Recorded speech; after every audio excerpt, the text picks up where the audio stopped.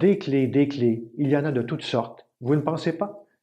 Des clés de maison, des clés de voiture, des clés de remise de jardin, des clés de casier au gymnase, des clés de boîte postale, des clés de vélo, des clés de valise pour partir en voyage.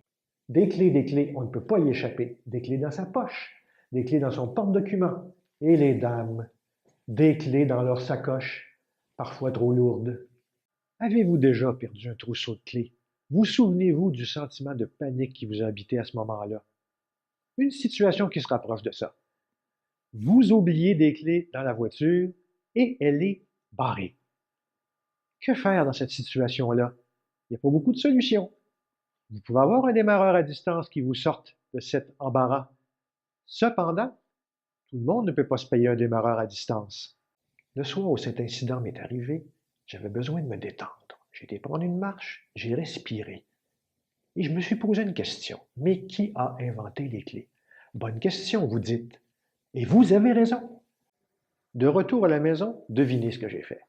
J'ai consulté notre ami Google et j'ai découvert que les clés avaient été inventées 2500 ans avant Jésus-Christ et, de plus, la clé actuelle, Adam, a été inventée au 18e siècle.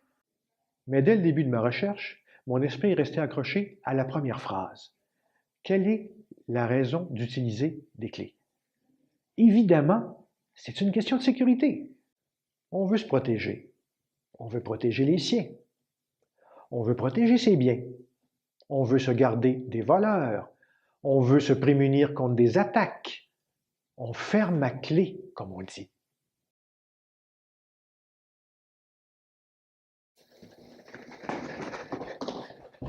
Vous savez pas ce qui m'est arrivé depuis qu'on s'est parlé il y a une semaine?